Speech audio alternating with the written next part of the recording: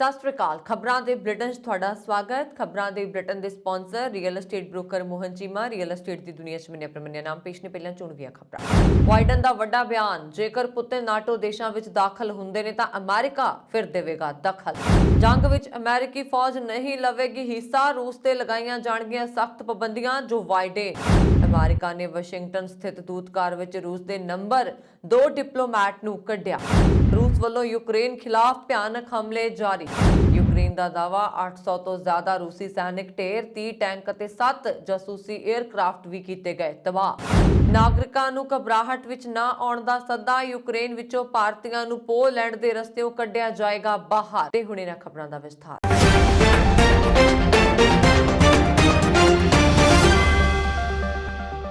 ਅਮਰੀਕੀ ਰਾਸ਼ਟਰਪਤੀ ਜੋ ਬਾਈਡਨ ਨੇ ਕਿਹਾ ਹੈ ਕਿ ਜੇਕਰ ਰੂਸ ਰਾਸ਼ਟਰਪਤੀ ਵਲਾਦੀਮੀਰ ਪੁਤਿਨ ਉੱਤਰੀ ਅਟਲਾਂਟਿਕ ਸੰਧੀ ਸੰਗਠਨ ਦੇਸ਼ਾਂ ਵਿੱਚ ਸ਼ਾਮਲ ਹੁੰਦੇ ਨੇ ਤਾਂ ਅਮਰੀਕਾ ਦਖਲ ਦੇਵੇਗਾ। ਬਾਈਡਨ ਨੇ ਜ਼ੋਰ ਦੇ ਕੇ ਕਿਹਾ ਕਿ ਜੇ ਉਸਦੇ ਰੂਸੀ ਹਮਰੁਤਬਾ ਨੂੰ ਹੁਣ ਨਹੀਂ ਰੋਕਿਆ ਗਿਆ ਤਾਂ ਉਸਦਾ ਹੌਸਲਾ ਹੋਰ ਜ਼ਿਆਦਾ ਵੱਧ ਜਾਏਗਾ। ਬਾਈਡਨ ਨੇ ਕਿਹਾ ਕਿ ਜੇਕਰ ਉਹਨਾਂ ਦੀ ਪੁਤਿਨ ਨਾਲ ਗੱਲ ਕਰਨ ਦੀ ਕੋਈ ਯੋਜਨਾ ਨਹੀਂ ਹੈ, ਪਰ ਉਹਨਾਂ ਨੇ ਯੂਕਰੇਨ ਦੇ ਰਾਸ਼ਟਰਪਤੀ ਵਲਾਦੀਮੀਰ ਜ਼ੇਲੈਂਸਕੀ ਨਾਲ ਗੱਲ ਕੀਤੀ ਹੈ ਅਤੇ ਉਹਨਾਂ ਨੂੰ ਭਰੋਸਾ ਦਿਵਾਇਆ ਕਿ ਯੂਕਰੇਨ ਦੇ ਲੋਕਾਂ ਦੇ ਦੁੱਖਾਂ ਨੂੰ ਘੱਟ ਕਰਨ ਲਈ ਅਮਰੀਕਾ ਮਾਨਵਤਾਵਾਦੀ ਰਾਹਤ ਪ੍ਰਦਾਨ ਕਰੇਗਾ। ਬਾਈਡਨ ਨੇ ਵੀਰਵਾਰ ਨੂੰ ਵਾਈਟ ਹਾਊਸ ਵਿੱਚ ਇੱਕ ਨਿਊਜ਼ ਕਾਨਫਰੰਸ ਨੂੰ ਕਿਹਾ ਕਿ ਜੇਕਰ ਪੁਤਿਨ ਨਾਟੋ ਦੇਸ਼ਾਂ ਵਿੱਚ ਦਖਲ ਹੁੰਦਾ ਹੈ ਤਾਂ ਅਸੀਂ ਦਖਲ ਦੇਵਾਂਗੇ। ਮੈਨੂੰ ਸਿਰਫ ਇੱਕ ਗੱਲ ਦਾ ਯਕੀਨ ਹੈ ਕਿ ਜੇਕਰ ਅਸੀਂ ਹੁਣ ਉਹਨਾਂ ਨੂੰ ਨਾ ਰੋਕਿਆ ਤੇ ਉਹਨਾਂ ਖਿਲਾਫ ਸਖਤ ਪਾਬੰਦੀਆਂ ਨਾ ਲਗਾਈਆਂ ਤਾਂ ਉਹਨਾਂ ਦਾ ਹੌਸਲਾ ਵੱਧਦਾ ਜਾਏਗਾ। ਇਸ ਸਮੇਂ ਦੌਰਾਨ ਬਾਈਡਨ ਨੇ ਰੂਸ ਵਿਰੁੱਧ ਕਈ ਵੱਡੀਆਂ ਪਾਬੰਦੀਆਂ ਦਾ ਐਲਾਨ ਵੀ ਕੀਤਾ। ਇੱਕ ਸਵਾਲ ਦੇ ਜਵਾਬ ਵਿੱਚ ਉਹਨਾਂ ਨੇ ਕਿਹਾ ਕਿ ਇੱਕ ਵੱਡੇ ਸੰਘਰਸ਼ ਦਾ ਰੂਪ ਧਾਰਨ ਕਰ ਗਿਆ ਹੈ। ਯੂਕਰੇਨ ਤੇ ਰੂਸੀ ਹਮਲੇ ਦੇ ਦੌਰਾਨ ਅਮਰੀਕਾ ਨੇ ਆਪਣੇ ਨਾਟੋ ਸਹਿਯੋਗੀਆਂ ਦੀ ਰੱਖਿਆ ਲਈ ਖਾਸ ਤੌਰ ਤੇ ਪੂਰਬੀ ਯੂਰਪ ਵਿੱਚ ਵਾਧੂ ਸੈਨਿਕ ਤਾਇਨਾਤ ਕੀਤੇ ਨੇ। ਬਾਈਡਨ ਨੇ ਦਾਅਵਾ ਕੀਤਾ ਕਿ ਯੂਕਰੇਨ ਵਿੱਚ ਪੁਤਿਨ ਦੀਆਂ ਇੱਛਾਵਾਂ ਬਹੁਤ ਵੱਡੀਆਂ ਨੇ। ਜ਼ਿਕਰਯੋਗ ਹੈ ਕਿ ਰੂਸੀ ਫੌਜਾਂ ਨੇ ਵੀਰਵਾਰ ਨੂੰ ਯੂਕਰੇਨ ਖਿਲਾਫ ਫੌਜੀ ਕਾਰਵਾਈ ਸ਼ੁਰੂ ਕੀਤੀ ਸੀ, ਜੋ ਸ਼ੁੱਕਰਵਾਰ ਨੂੰ ਵੀ ਜਾਰੀ ਹੈ। ਯੂਕਰੇਨ ਸੰਕਟ ਤੇ ਅਮਰੀਕੀ ਰਾਸ਼ਟਰਪਤੀ ਜੋ ਬਾਈਡਨ ਨੇ ਕਿਹਾ ਕਿ ਕਈ ਹਫ਼ਤਿਆਂ ਤੋਂ ਅਸੀਂ ਜੋ ਚੇਤਾਵਨੀ ਦੇ ਰਹੇ ਸੀ ਉਹ ਹੋ ਗਿਆ। ਬਾਈਡਨ ਨੇ ਕਿਹਾ ਕਿ ਬਿਨਾਂ ਸਬੂਤਾਂ ਦੇ ਯੂਕਰੇਨ ਤੇ ਬੇਬੁਨਿਆਦ ਦੋਸ਼ ਲਗਾਏ ਗਏ ਨੇ। ਉਹਨਾਂ ਨੇ ਕਿਹਾ ਕਿ ਰੂਸ ਨੂੰ ਇਸ ਦਾ ਇਲਜ਼ਾਮ ਭੁਗਤਣਾ ਪਏਗਾ। ਦੁਨੀਆ ਦੇ ਜ਼ਿਆਦਾਤਰ ਦੇਸ਼ ਰੂਸ ਵਿਰੁੱਧ ਹਨ। ਉਹਨਾਂ ਨੇ ਕਿਹਾ ਕਿ ਰੂਸ ਸੱਚਾਈ ਲੁਕਾਉਣ ਲਈ ਪ੍ਰੋਪੇਗੈਂਡਾ ਕਰ ਰਿਹਾ ਹੈ। ਬਾਈਡਨ ਨੇ ਕਿਹਾ ਕਿ ਅਸੀਂ ਰੂਸ ਦੇ ਕਾਰੋਬਾਰ ਕਰਨ ਦੀ ਸਮਰੱਥਾ ਨੂੰ ਰੋਕ ਦੇਵਾਂਗੇ। ਉਹਨਾਂ ਨੇ ਕਿਹਾ ਕਿ ਰੂਸ ਦੇ ਅੱਧੇ ਤੋਂ ਜ਼ਿਆਦਾ ਦੇ ਆਯਾਤ ਨੂੰ ਘੱਟ ਕਰ ਦੇਣਗੇ। ਰੂਸ ਅਮਰੀਕਾ ਤੇ EU ਨਾਲ ਵਪਾਰ ਨਹੀਂ ਕਰ ਸਕੇਗਾ ਅਤੇ ਅਸੀਂ ਰੂਸ ਦੇ 4 ਹੋਰ ਬੈਂਕਾਂ ਤੇ ਪਾਬੰਦੀ ਲਗਾ ਰਹੇ ਹਾਂ। ਬਾਈਡਨ ਨੇ ਕਿਹਾ ਕਿ G7 ਦੇਸ਼ ਮਿਲ ਕੇ ਰੂਸ ਨੂੰ ਜਵਾਬ ਦੇਣਗੇ। ਉਹਨਾਂ ਨੇ ਕਿਹਾ ਕਿ ਅਮਰੀਕੀ ਫੌਜ ਇਸ ਜੰਗ ਦਾ ਹਿੱਸਾ ਨਹੀਂ ਲਏਗੀ। ਬਾਈਡਨ ਨੇ ਯੂਕਰੇਨ ਅਤੇ ਰੂਸ ਦੇ ਦਰਮਿਆਨ ਜਾਰੀ ਸੰਘਰਸ਼ ਨੂੰ ਲੈ ਕੇ ਸਾਫ਼ ਕਰ ਦਿੱਤਾ ਹੈ ਕਿ ਅਮਰੀਕੀ ਫੌਜ ਇਸ ਜੰਗ ਵਿੱਚ ਹਿੱਸਾ ਨਹੀਂ ਲਏਗੀ। ਉਹਨਾਂ ਨੇ ਕਿਹਾ ਕਿ ਰੂਸ ਦੇ ਨੇੜੇ ਅਮਰੀਕੀ ਫੌਜੀ ਅੱਡੇ ਅਲਰਟ ਤੇ ਹਨ। ਪੂਰਬ ਦੇ ਸਹਿਯੋਗੀ ਦੇਸ਼ਾਂ ਵਿੱਚ ਸਾਡੀ ਫੌਜ ਰਹੇਗੀ ਅਤੇ ਨਾਟੋ ਦੇ ਸਾਰੇ ਦੇਸ਼ਾਂ ਨੂੰ ਸਾਡਾ ਸਮਰਥਨ ਰਹੇਗਾ। ਬਾਈਡਨ ਨੇ ਅਮਰੀਕੀ ਗੈਸ ਕੰਪਨੀਆਂ ਨੂੰ ਅਪੀਲ ਕੀਤੀ ਹੈ ਕਿ ਉਹ ਜੰਗ ਤੋਂ ਮੌਕੇ ਦਾ ਫਾਇਦਾ ਨਾ ਚੁੱਕੇ। ਅਮਰੀਕਾ ਤੇ ਵੀ ਜੰਗ ਦਾ ਅਸਰ ਪੈ ਸਕਦਾ ਹੈ। ਉਹਨਾਂ ਨੇ ਕਿਹਾ ਕਿ ਤੇਲ ਉਤਪਾਦਕ ਦੇਸ਼ਾਂ ਤੋਂ ਤੇਲ ਦੀਆਂ ਕੀਮਤਾਂ ਨਾ ਵਧਾਉਣ ਤੇ ਗੱਲ ਕਰਨਗੇ।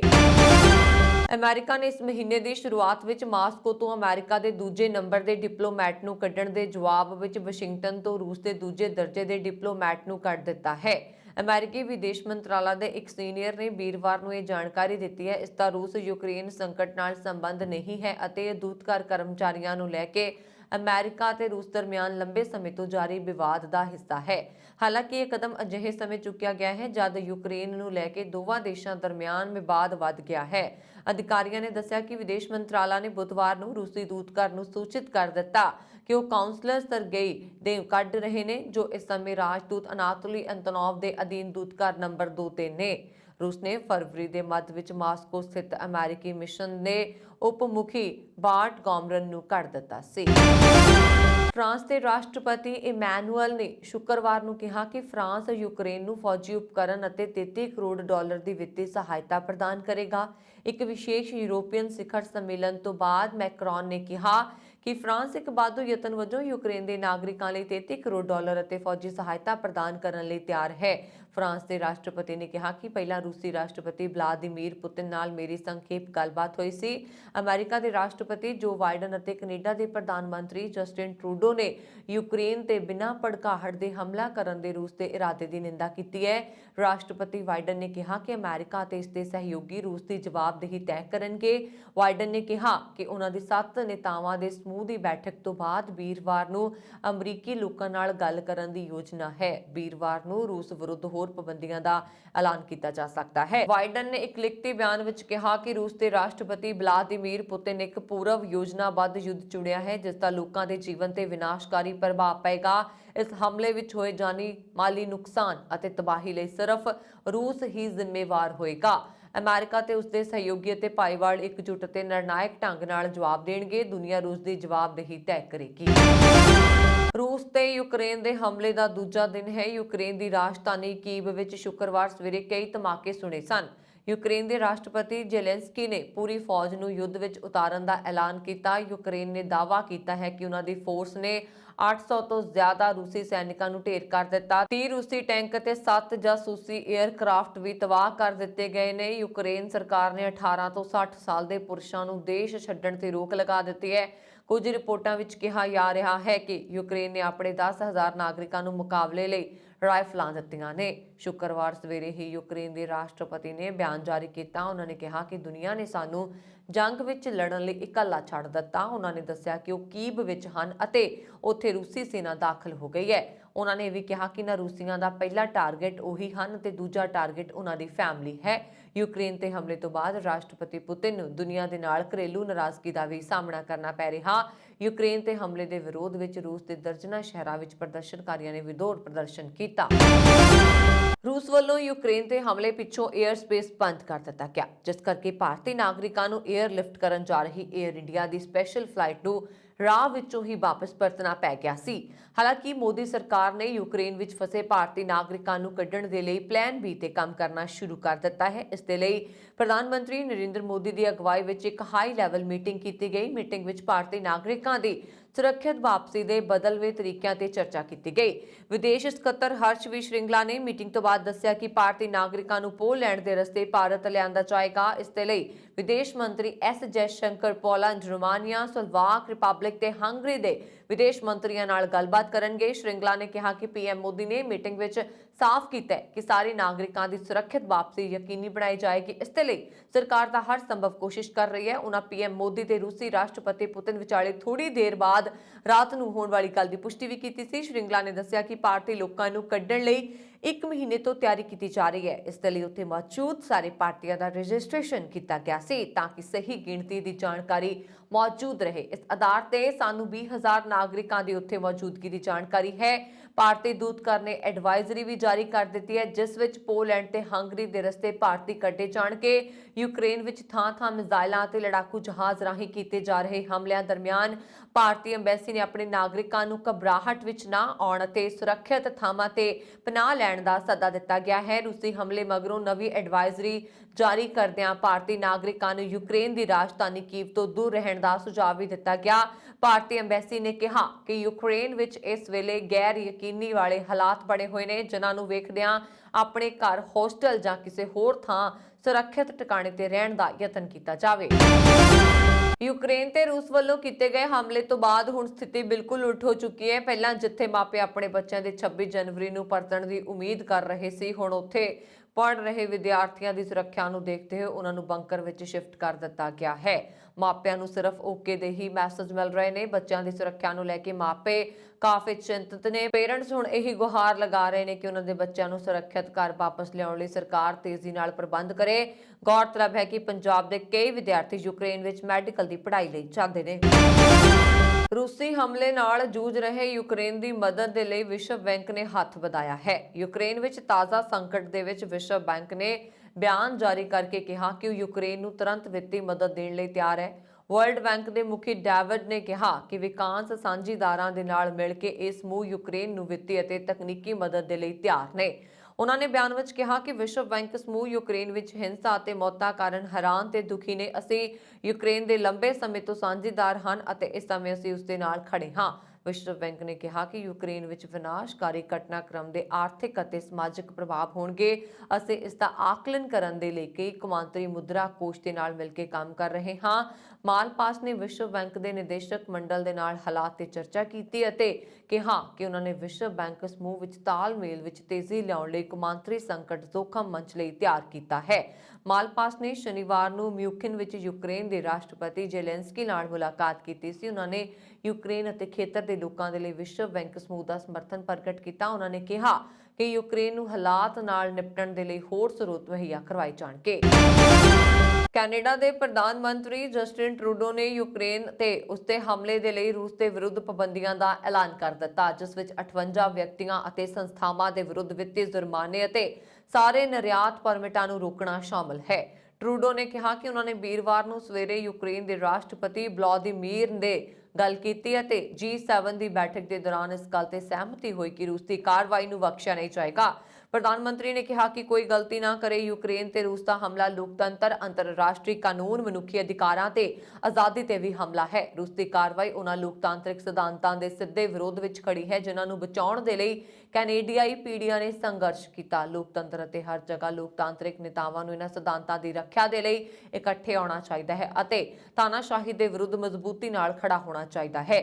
ਟਰੂਡੋ ਨੇ ਕਿਹਾ ਕਿ ਫੈਡਰਲ ਸਰਕਾਰ ਨੇ ਪੋਲੈਂਡ, ਸਲੋਵਾਕੀਆ, ਹੰਗਰੀ, ਰੋਮਾਨੀਆ ਤੇ ਮੋਲਦੋਵਾ ਦੇ ਨਾਲ ਜ਼ਮੀਨੀ ਸਰਹੱਦ ਤੇ ਕੈਨੇਡੀਆਈ ਅਤੇ ਸਥਾਈ ਨਿਵਾਸੀਆਂ ਦੇ ਲਈ ਸੁਰੱਖਿਅਤ ਰਸਤੇ ਦਾ ਪ੍ਰਬੰਧ ਕੀਤਾ। ਟਰੂਡੋ ਨੇ ਕਿਹਾ ਕਿ ਸਰਕਾਰ ਪ੍ਰਭਾਵਿਤ ਲੋਕਾਂ ਦੇ ਲਈ ਜ਼ਰੂਰੀ ਯਾਤਰਾ ਦਸਤਾਵੇਜ਼ ਵੀ ਜਾਰੀ ਕਰ ਰਹੀ ਹੈ ਅਤੇ ਕੈਨੇਡਾ ਆਉਣ ਦੇ ਚਾਹਵਾਨ ਯੂਕਰੇਨੀਅਨਾਂ ਦੇ ਲਈ ਇਮੀਗ੍ਰੇਸ਼ਨ ਅਰਜ਼ੀਆਂ ਨੂੰ ਤਰਜੀਹ ਦੇ ਰਹੀ ਹੈ। ਸਰਕਾਰ ਕੈਨੇਡਾ ਜਾਂ ਵਿਦੇਸ਼ ਵਿੱਚ ਕਿਸੇ ਦੇ ਲਈ ਵੀ ਇੱਕ ਨਵੀਂ ਸਮਰਪਿਤ ਫੋਨ ਲਾਈਨ ਸ਼ੁਰੂ ਕਰ ਰਹੀ ਹੈ ਜਿਸ ਦੇ ਕੋਲ ਯੂਕਰੇਨ ਨਾਲ ਸੰਬੰਧਿਤ ਇਮੀਗ੍ਰੇਸ਼ਨ ਸਵਾਲ ਹੈ। ਸੰਯੁਕਤ ਰਾਸ਼ਟਰ ਦੇ ਸਕੱਤਰ ਜਨਰਲ ਐਂਟੋਨੀਓ ਗੁਤਾਰੇਸ ਨੇ ਰੂਸੀ ਰਾਸ਼ਟਰਪਤੀ ਵਲਾਦੀਮੀਰ ਪੁਤਿਨ ਵੱਲੋਂ ਯੂਕਰੇਨ ਵਿੱਚ ਵਿਸ਼ੇਸ਼ ਫੌਜੀ ਕਾਰਵਾਈ ਦੇ ਐਲਾਨ ਨੂੰ ਆਪਣੇ ਕਾਰਜਕਾਲ ਦਾ ਸਭ ਤੋਂ ਦੁਖਦ ਪਲ ਕਰਾਰ ਦਿੱਤਾ। ਪੁਤਿਨ ਨੇ ਵੀਰਵਾਰ ਨੂੰ ਪੂਰਬੀ ਯੂਕਰੇਨ ਵਿੱਚ ਵਿਸ਼ੇਸ਼ ਫੌਜੀ ਕਾਰਵਾਈ ਦਾ ਐਲਾਨ ਕੀਤਾ। ਉਹਨਾਂ ਦਾਅਵਾ ਕੀਤਾ ਕਿ ਇਸ ਕਦਮ ਦਾ ਉਦੇਸ਼ ਨਾਗਰਿਕਾਂ ਦੀ ਸੁਰੱਖਿਆ ਕਰਨਾ ਹੈ।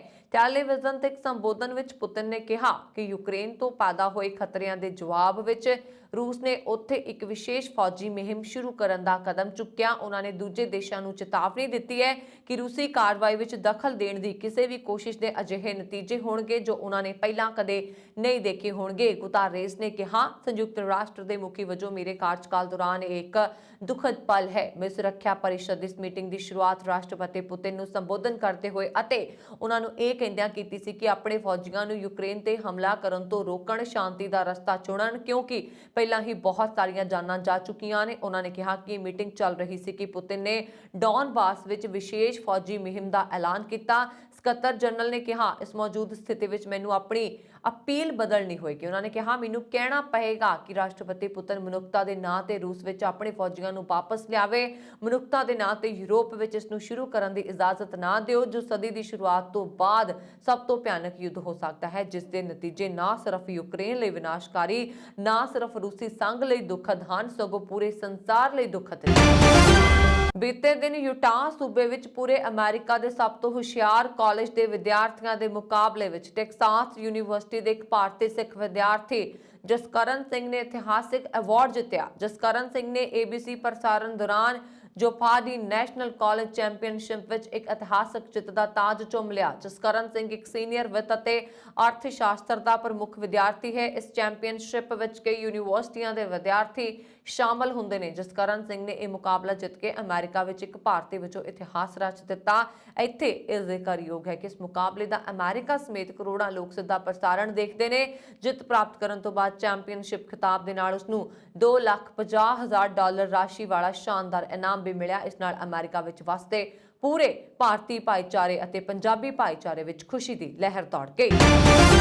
ਅਮਰੀਕਾ ਦੇ ਸੂਬੇ ਨਾਰਥ ਡਕੋਟਾ ਦੇ ਸ਼ਹਿਰ ਕੈਰਿੰਗਟਨ ਵਿਖੇ ਬੀਤੇ ਦਿਨ ਇੱਕ ਕੈਨੇਡੀਅਨ ਪੰਜਾਬੀ ਟਰੱਕ ਡਰਾਈਵਰ ਕੋਲੋਂ 290 ਪੌਂਡ ਸ਼ੱਕੀ ਕੋਕੀਨ ਬਰਾਮਦ ਹੋਈ ਹੈ। ਇਸ ਡਰਾਈਵਰ ਦਾ ਨਾਮ ਨਰਵੀਰ ਸੂਰੀ ਦੱਸਿਆ ਜਾ ਰਿਹਾ ਅਤੇ ਇਹ ਸ਼ੱਕੀ ਕੋਕੀਨ ਉਸਦੇ ਟਰੱਕ ਟ੍ਰੇਲਰ ਵਿੱਚੋਂ ਬਰਾਮਦ ਹੋਈ। ਨਰਵੀਰ ਸੂਰੀ ਕੈਨੇਡਾ ਦੇ ਐਡਮਿੰਟਨ ਨਾਲ ਸੰਬੰਧਿਤ ਹੈ। ਟਰੱਕ ਵਿੱਚੋਂ ਫੜੀ ਗਈ ਸ਼ੱਕੀ ਕੋਕੀਨ ਦਾ ਬਾਜ਼ਾਰੀ ਮੁੱਲ $5 ਮਿਲੀਅਨ ਦੇ ਕਰੀਬ ਦੱਸਿਆ ਜਾ ਰਿਹਾ। ਇਸ ਮਾਮਲੇ ਵਿੱਚ ਨਾਰਥ ਡਕੋਟਾ ਸੂਬੇ ਦੀ ਕੈਰਿੰਗਟਨ ਦਾ ਪੁਲਿਸ ਵਿਭਾਗ, ਨਾਰਥ ਡਕੋਟਾ ਹਾਈਵੇ ਪੈਟਰੋਲ ਅਤੇ ਸਟਟਸਮੈਨ ਕਾਉਂਟੀ ਦੀ ਟਾਸਕ ਫੋਰਸ ਅਤੇ ਫੈਡਰਲ ਡਰੱਗ ਇਨਫੋਰਸਮੈਂਟ ਐਡਮਿਨਿਸਟ੍ਰੇਸ਼ਨ ਦੇ ਸਾਂਝੇ ਯਤਨਾਂ ਸਦਕਾ ਟਰੱਕ ਦੀ ਤਲਾਸ਼ੀ ਦੌਰਾਨ $5 ਮਿਲੀਅਨ ਦੀ 290 ਪੌਂਡ ਕੋਕੀਨ ਬਰਾਮਦ ਹੋਈ। ਕੈਨੇਡਾ ਦੇ ਪ੍ਰਧਾਨ ਮੰਤਰੀ ਜਸਟਿਨ ਟਰੂਡੋ ਨੇ ਐਮਰਜੈਂਸੀ ਐਕਟ ਦੀ ਵਰਤੋਂ ਨੂੰ ਰੱਦ ਕਰ ਦਿੱਤਾ ਜੋ ਕੋਵਿਡ-19 ਵੈਕਸੀਨ ਦੇ ਹੁਕਮਾਂ ਵਿਰੁੱਧ ਹਾਲ ਹੀ ਵਿੱਚ ਹੋਏ ਸ਼ਾਂਤਮਈ ਵਿਰੋਧ ਪ੍ਰਦਰਸ਼ਨਾਂ ਦੇ ਜਵਾਬ ਵਿੱਚ ਲਾਗੂ ਕੀਤਾ ਗਿਆ ਸੀ। ਟਰੂਡੋ ਨੇ ਪੱਤਰਕਾਰ ਸੰਮੇਲਨ ਵਿੱਚ ਜਾਣਕਾਰੀ ਦਿੱਤੀ ਹੈ। ਧਿਆਨ ਨਾਲ ਵਿਚਾਰ ਕਰਨ ਤੋਂ ਬਾਅਦ ਅਸੀਂ ਇਹ ਪੁਸ਼ਟੀ ਕਰਨ ਲਈ ਤਿਆਰ ਹਾਂ ਕਿ ਹੁਣ ਐਮਰਜੈਂਸੀ ਸਥਿਤੀ ਨਹੀਂ ਹੈ। ਇਸ ਲਈ ਫੈਡਰਲ ਸਰਕਾਰ ਐਮਰਜੈਂਸੀ ਐਕਟ ਦੀ ਵਰਤੋਂ ਨੂੰ ਖਤਮ ਕਰੇਗੀ। ਟਰੂਡੋ ਨੇ ਭਰੋਸਾ ਪ੍ਰਗਟਾਇਆ ਕਿ ਮੌਜੂਦਾ ਕਾਨੂੰਨਾਂ ਅਤੇ ਉਪ ਨਿਯਮਾਂ ਦੀ ਵਰਤੋਂ ਸਥਿਤੀ ਤੇ ਨਿਯੰਤਰਣ ਬਣਾਈ ਰੱਖਣ ਅਤੇ ਲੋਕਾਂ ਨੂੰ ਸੁਰੱਖਿਅਤ ਰੱਖਣ ਲਈ ਕਾਫੀ ਹੋਏਗੀ। ਉਹਨਾਂ ਨੇ ਸੰਭਾਵੀ ਵਿਕਾਸ ਦੀ ਨਿਗਰਾਨੀ ਕਰਨ ਅਤੇ ਲੋੜ ਪੈਣ ਤੇ ਸਥਾਨਕ ਅਧਿਕਾਰੀਆਂ ਨੂੰ ਤੁਰੰਤ ਸਹਾਇਤਾ ਪ੍ਰਦਾਨ ਕਰਨ ਦਾ ਵਾਅਦਾ ਵੀ ਕੀਤਾ। ਹਾਲਾਂਕਿ ਟਰੂਡੋ ਨੇ ਇਸ ਗੱਲ ਤੇ ਜ਼ੋਰ ਨਹੀਂ ਦਿੱਤਾ ਕਿ ਸਥਿਤੀ ਬਿਲਕੁਲ ਸ਼ਾਂਤ ਹੈ ਅਤੇ ਕਥਿਤ ਖਤਰਿਆਂ ਤੋਂ ਰਹਿਤ ਹੈ।